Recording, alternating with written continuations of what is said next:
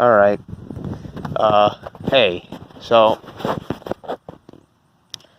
well, I figured it was pretty nice out today. Very nice out, in fact.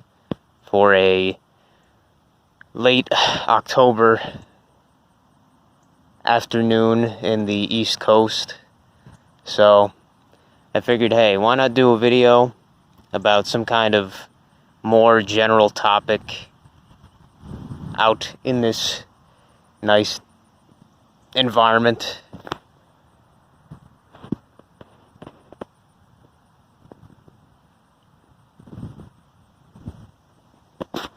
You know, get out of the house, get out of my dungeon, and just record something, I guess. But so on to the, well, for one, apologies for the most likely terrible quality and of both the video and audio. I'm just on my crappy smartphone, so can't expect much, I suppose. But you know, hopefully it'll come out all right. But what I was going to talk about was something I'd been thinking about the past few days. And, well, I'd been thinking about it longer than that, but especially when I started this video series, was one, just the idea that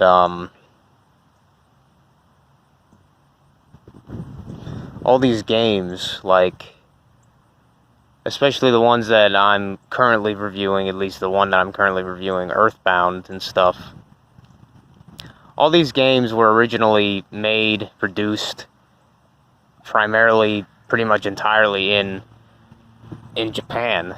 And,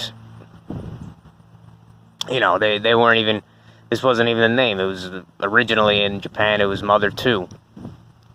And then it became Earthbound when it was translated and brought to America.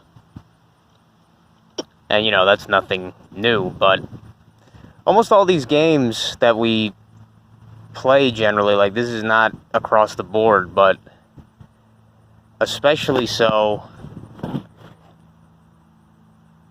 most of them, I would say, like, the vast majority, for the most part, have been primarily produced and made in Japan. While that itself might not be that spectacular, that's kind of what the country, one of the things that they're known for, I guess, is producing, like, all kinds of art and such, you know, more so than a lot of other countries for whatever reason. But I find it especially weird that, now, this is a generalization, of course, and coming from somebody who has never been to this country, has never been to Japan or anything like that. I haven't been to any other country but the one I live in America. You know, it just shows how worldly I am. But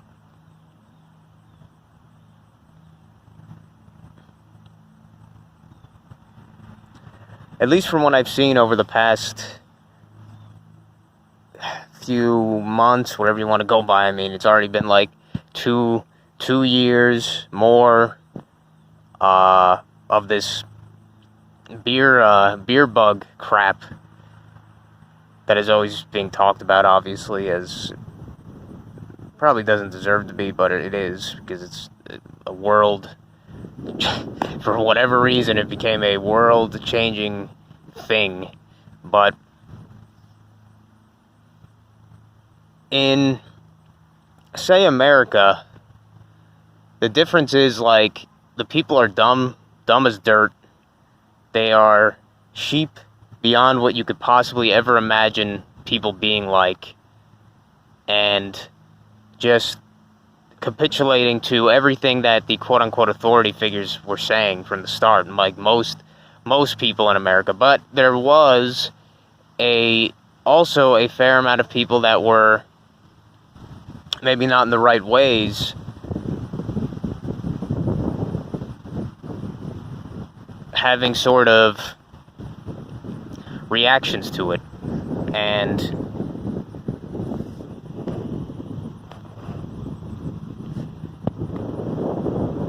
having some forms of backlash here and there, you could say.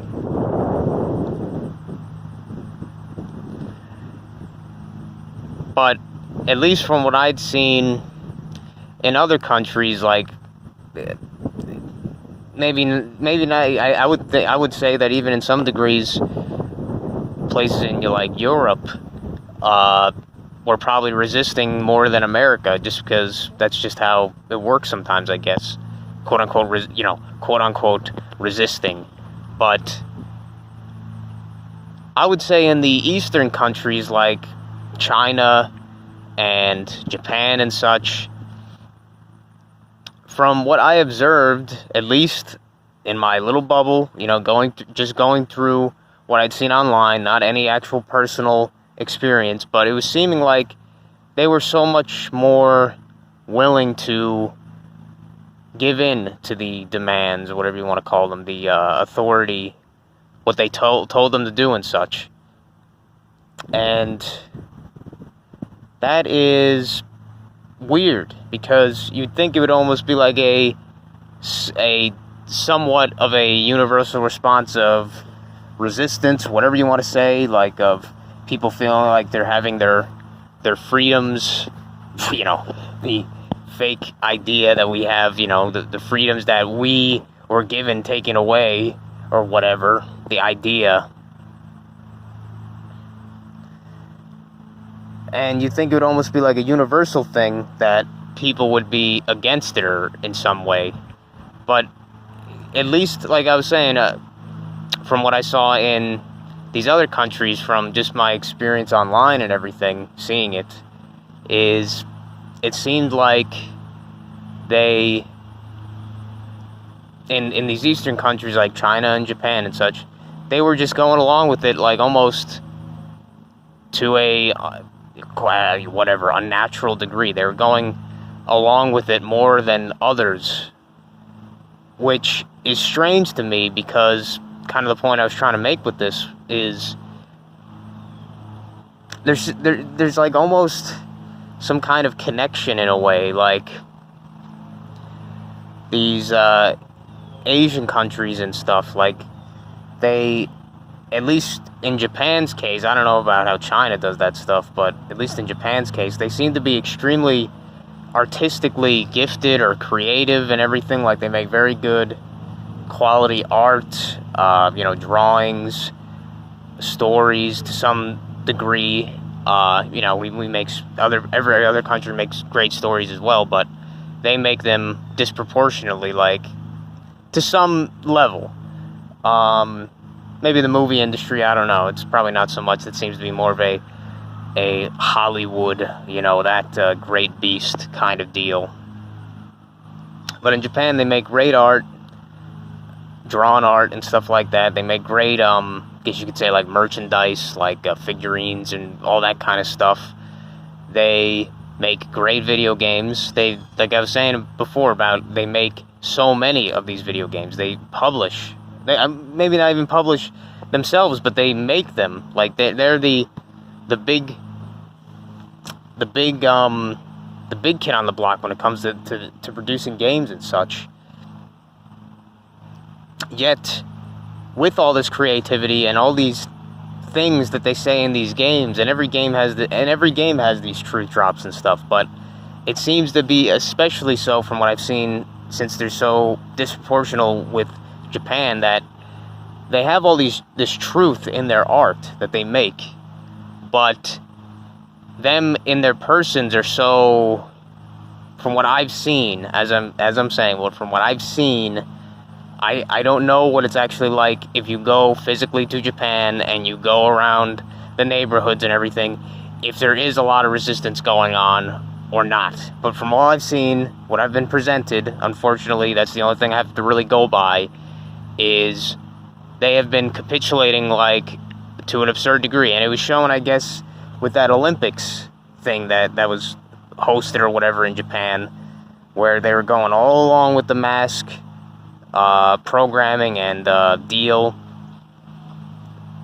And it's just overall, it's just interesting. It's strange that this country that makes such great art and media or whatever, and it has so much truth flowing through it, it's almost if that's the only way they can express their soul or their individuality is through this stuff to a degree, because in their actual physical avatar person or whatever, they don't allow themselves or whatever, they immediately capitulate to the authority telling them what to do and such.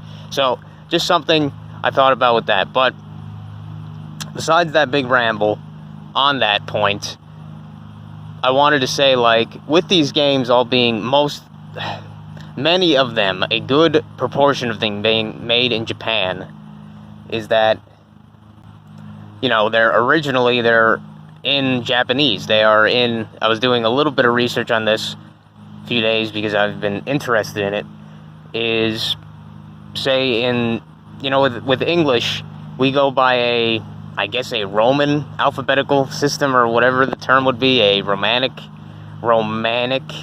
not romantic, Romanic alphabet to write out words and such and make up words from those letters individually. But in Japan, they use like a very, at least I guess, comparatively complex language system compared to English in that degree. Like they have like 3 different ways that they represent their letters, sort of, like 3, 4, even 5.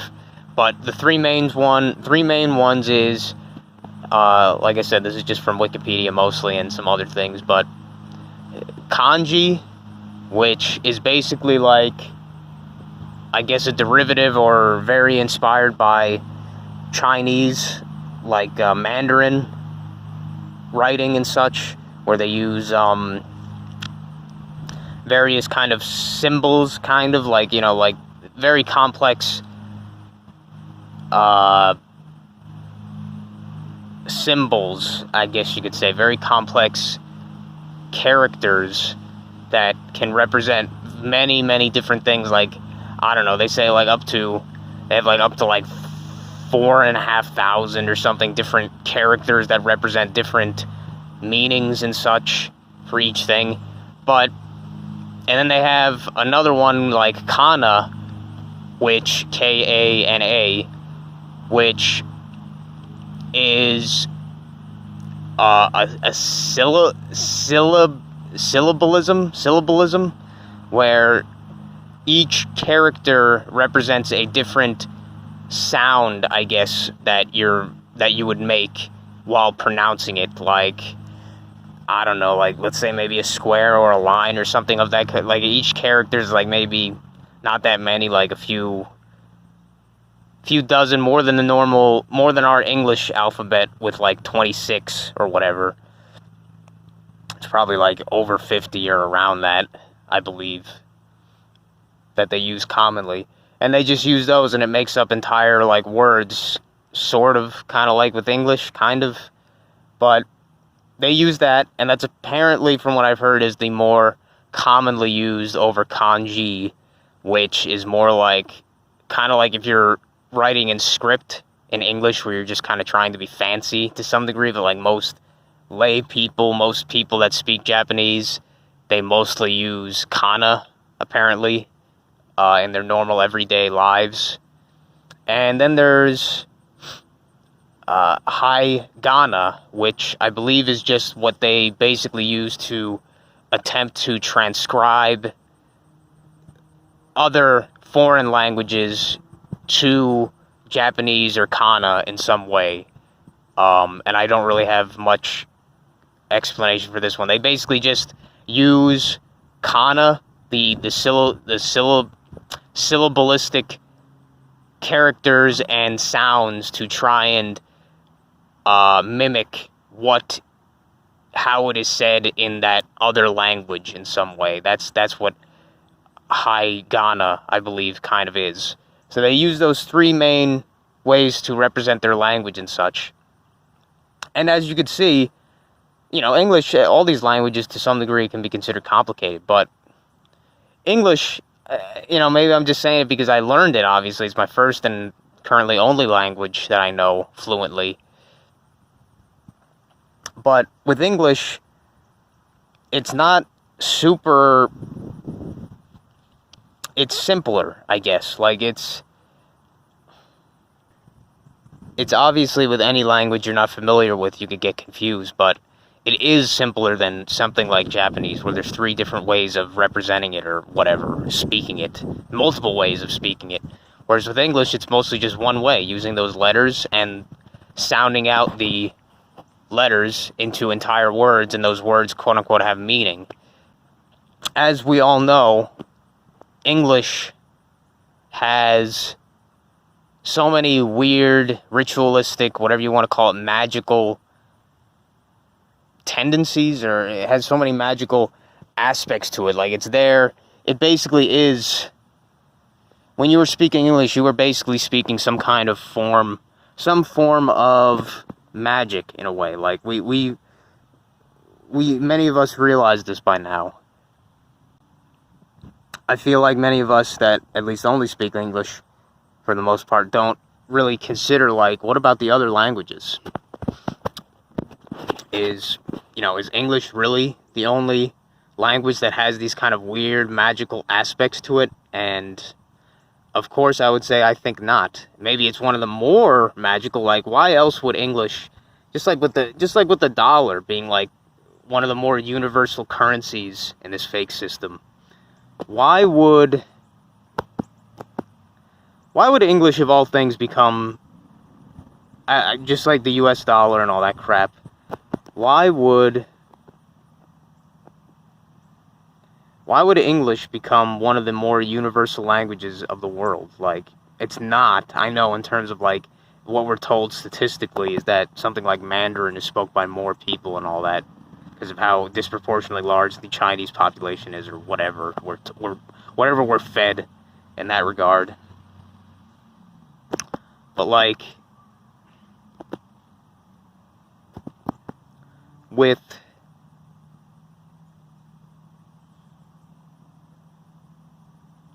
that, English obviously being a very magical language, we have to think, what about all these other languages? Like, in this case, at least for my example, Japanese. Like, how magical is that in the same degree? Like, it is obviously a much more complicated overall, I would say, than English. And yet, it is much, if you want to just go by population, it is much less used overall than most other languages out there. But it probably, to some degree, is able to represent more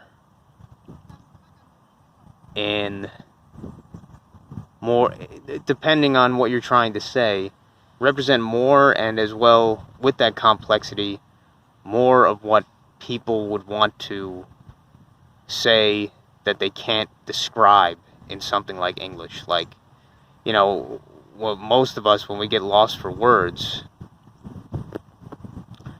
we are trying to wade through the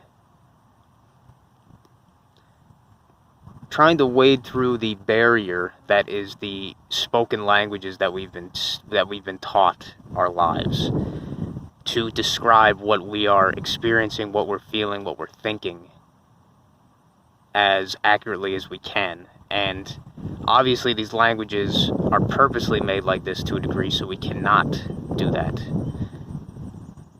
as accurately as possible. So every time that we try to communicate what we feel, what we think, what we know, what we are experiencing to other people,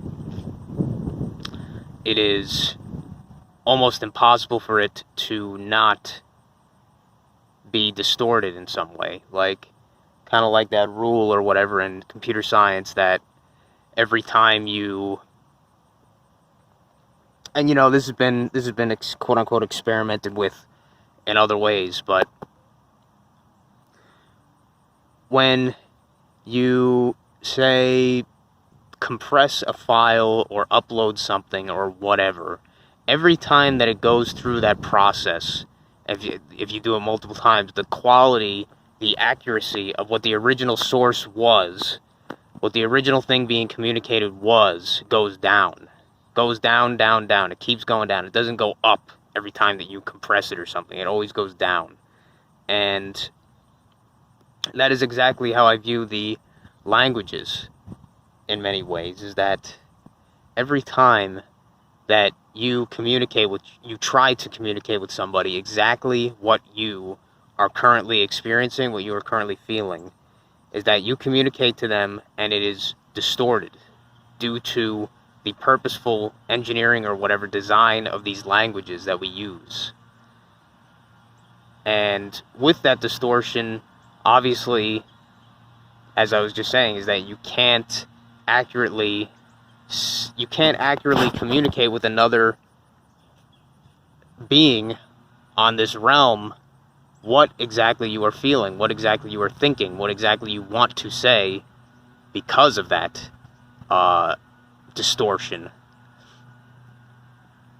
And that's what I'm trying to say, is like, maybe in these other languages that are more quote-unquote complex or whatever, like Japanese, you were potentially, it likely doesn't happen, but you were potentially able to more accurately say what you are trying to with less distortion than, say, something like English, where obviously trying to just explain like even the most basic kind of spiritual kind of stuff, it just goes down the same, like if you wanted to describe one thing that is completely different feeling than another, you would try to explain it and the words would almost be the same. So there's almost no, at least from what you were communicating, there is almost no difference the way you are limited by said language. And on that point, I was doing research, I guess you could say, with the game Earthbound and Mother 2. And I was reading about this very passionate game translator. I think his name is, his at least online persona is Tomato. And he is the reason, pretty much, the reason that Mother 3 was translated at all for the English-speaking audience, because Nintendo wasn't doing it for whatever reason. They just weren't doing it, and it seemed like they never were going to. So he, taking the reins, I guess, being able to understand Japanese and translate Japanese to English, he basically, I'm sure he had a lot of help from fans, but he basically was the main reason that the best fan translation was made possible for that game. So English-speaking audiences were able to properly experience the game wholly, I guess you could say, without having a translator with them the whole time or something. But anyway, he did something very similar, possibly before or possibly after, I'm not sure, but I think maybe after. But he was doing, since Earthbound had already been officially translated from Japanese to English, obviously, or Mother 2, he started, I guess out of his own curiosity mostly, trying to see if there was many differences from when he played the English Earthbound and then played the Japanese Mother 2. And, he found that there was a lot of differences. Some minor, many minor, and some bigger. Like, errors in translation to some degree, or changes that they made to try and make the translation more relatable to the audience that was from a completely different country, I guess. Some of the jokes and such, some of the items, like different food items, they tried to make it more regionally appropriate and such. But with that, I was mostly curious, because I was like, okay, the languages are so much different here that I want to see what I am interpreting from the Earthbound, the English Earthbound, how much different it is from the Japanese Mother 2, and see if there is any things that make significant difference, I guess, in this between ground of being translated, of communication here. And there was a lot of things, and I'm still reading through his very long, I'm probably going to even buy his book that he did, like a 400-page book, just detailed sort of differences and everything. And a lot of things I think he did skip over because he probably didn't see him as, either he didn't realize them, like they were kind of hidden, or he just never really thought it was that interesting, I guess. But to me, some of the things that he probably skipped, I would have found very interesting, even though it wouldn't be that hard to just ask him, hey, can you translate this, you know, what was this saying? What was this trying to say in Japanese compared to English or whatever? But I'll probably make a separate video on some of the things that I noted down so far as stuff that could make a significant difference in my interpretation. Not so much, most of it, from what I've found so far, has been fairly close. And interestingly, I actually find the English translation, like, some parts of it more better being translated, like, I guess you could say, it just in a preference sort of way. But also, some of the things that I'm talking about, like the metaphysical interpretations, I actually think it sounds better in English, I guess. Like, but there are also other things like Everdread's haiku that are they're not much different, but they're worded differently, so it's harder to make certain interpretations like I did. Like in English, I could make the interpretation much easier that, you know, this was unintentionally here, but it says a lot. And even in Japanese, it could be said as well, but it is more obvious that saying that it is talking about locking your house compared to just leaving or something like that, and exiting, like, say, when I interpreted it, exiting this existence, exiting this physical realm and everything, death or life, whatever. So stuff like that. And, you know, with that ramble, it made me think, like, yeah, I definitely want to do that at some point where I kind of give interpretations of both, in a way, like try to, at least, as best as I can, the Japanese and the English, because what I've been saying this whole time is, like, there is a big difference between these languages in so many ways, and being able to speak English limits you, or just being able to, any of these languages, they're so limiting in your ability to communicate what you are truly, on a higher level, whatever you want to say, on a deeper level, what you are trying to communicate to some other entity or whatever, what you are trying to put out there. And even though Earthbound has a pretty good translation overall compared to some games where it's like really, really bad, really poorly done, there's still a lot of things that are left there that are like, you know, that could have been communicated better, that could have been, and just even in general, like what in these games, just in anything, like somebody talking on the phone or somebody writing a story or anything, like what that writer or what that artist is truly saying is, at the end of the day, when they have to communicate in a language, they are distorting, not intentionally, but they are forced to a degree, that the way that we've been brought in this place, that we have to speak these languages and such. We can't just communicate through energy, or it's much more difficult to do that, or it's much more complex or whatever. It's much less something that we've kind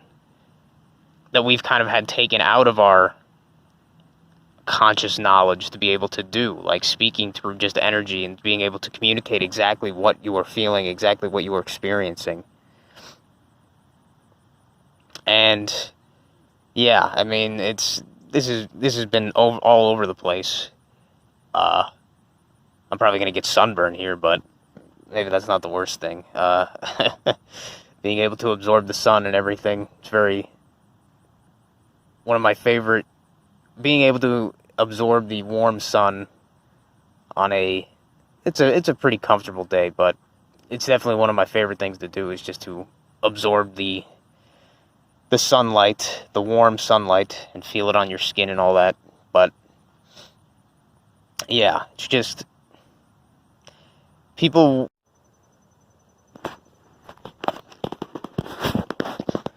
So, what I was saying before the recording decided to say, oh yeah, that's enough. People should, well, maybe they shouldn't, I don't know, but at least I think it's interesting to think and consider that these languages are such a barrier to what we are trying to actually communicate from our own souls, our own cores, or everything like that.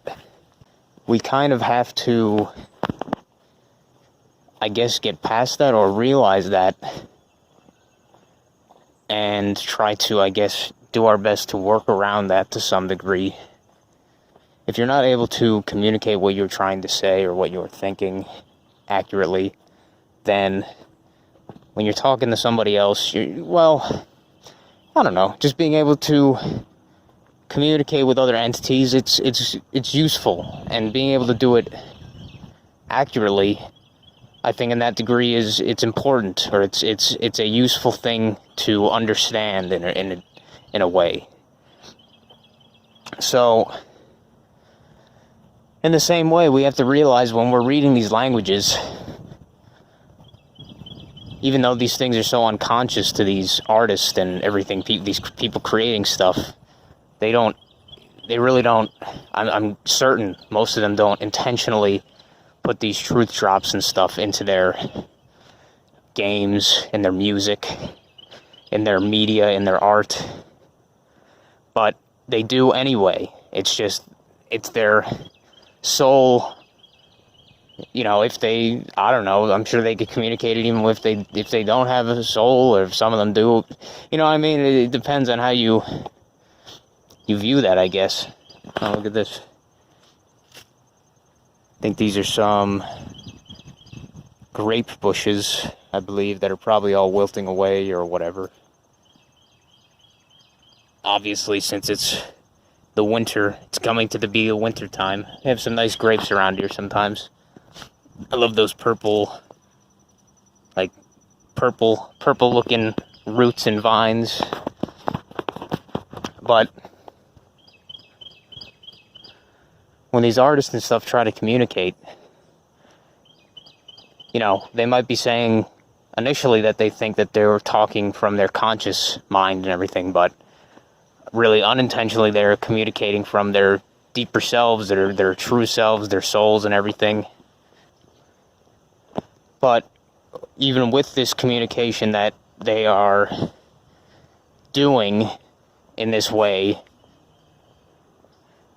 it still gets distorted by the language. Like, even though their inner selves are communicating, it is still being distorted in so many ways by the language that they are being limited to communicate with, or to attempt to communicate with. So, you know, I'm sure that many of us realize this to a degree. But it also just kind of means that we have to realize this when viewing this stuff. And I don't know, I guess there's so many ways to interpret anything, I guess. And I'm just kind of saying on the level of when say an artist is speaking or telling a story in some way in a different language that you might be accustomed to or whatever, like speaking in Japanese, is that potentially the message can be, say if it's translated to another language, can be completely distorted to something else.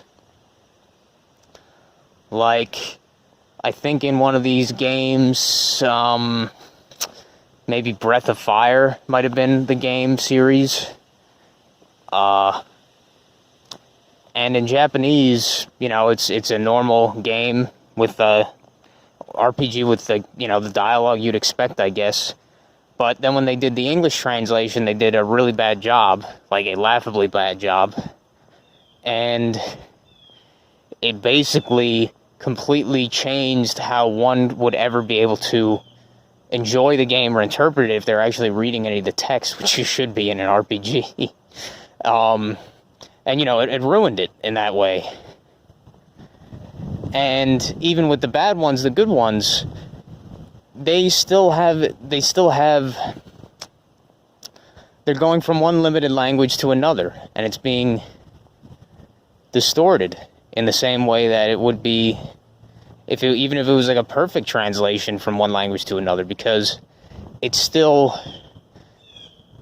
communicating in a limited way in both directions. So I don't know really what I'm trying to say here. It's just mostly that people probably to some degree underestimate how limited our communication is between other people, between other entities on this realm, due to these constructs of these languages.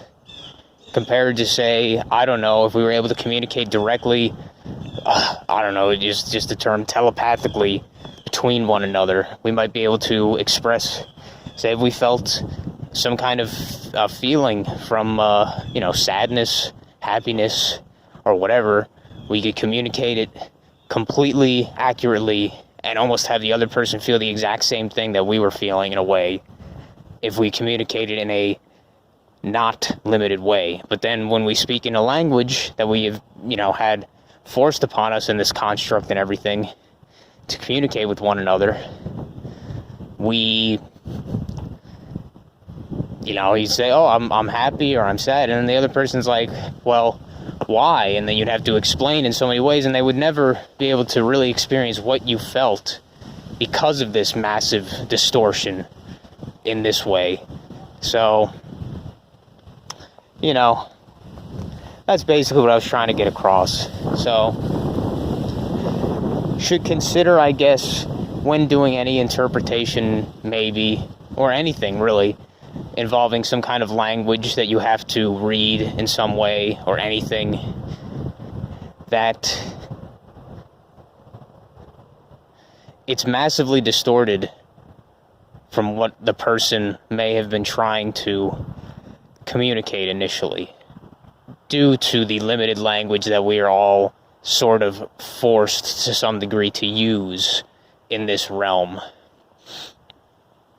So I guess just being able to realize that is useful in itself.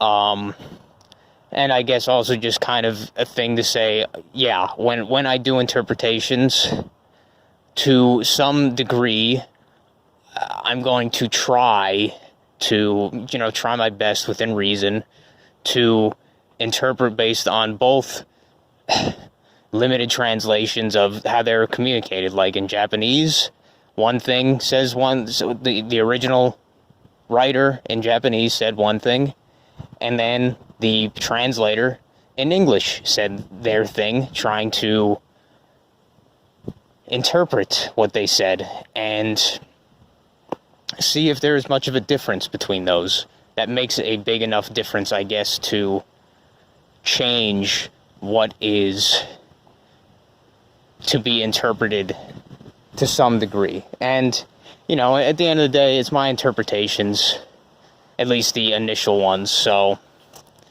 it's not going to change that much, I guess, but just something interesting to ponder on, at least, if I feel doesn't get talked about enough, like, just even in general, not even involving video games or media or whatever. Like, people don't even consider... Oh, that was a point I was going to make, actually, I forgot. Like, the gematria and stuff. Like, you got something like that gematria calculator and stuff that you could put English letters in and English romantic symbols in and all that. And numbers, which those numbers, ironically, are used, like, almost in all these languages. I don't know, it's I'm not really too knowledgeable about that, but so all these numbers and these letters, these English letters, and you put these in the gematria, and we see so many weird patterns and stuff, and it just makes you think, in these other countries where they're speaking different languages besides English, like in Japan, what is potentially being communicated in the quote-unquote gematria in that way? And it could be something completely different. Like for us in English, we see that like 11 and whatever, 911, 311, 42, so many others like 666, 6, and just general nines. Like all these things mean something to some degree, and we see them in so many patterns with weird stuff. Like I just did something after watching a video about some gematria where I put in my birthday, and when I put in my birthday, it actually like translated in gematria to 911 or 119. Yeah, 119. And I was like, what the hell? And I don't know. It just, it was really like weird. And obviously that happens with so many other people as well. And then you just have to think, well, with these other languages, how are they interpreting these things? Like how, if they do, like say, the 119, 911 is significant to us Americans because of that day or whatever, that the September, the 7-Eleven job application. But what about in, say, Japan, just for example? Like, I guess they had their own, just like all these countries have their own, like, quote-unquote attacks or whatever you want to say, these events, these made-up events and such. Like, one has to consider, so there must be, like I would almost say 100%, there must be some kind of gematria significance in that same degree, these same patterns in that language for those dates for them, in the same way that we have these dates. And who knows, maybe they all have patterns even with each other in these different languages, these different countries. Like maybe 119 is significant.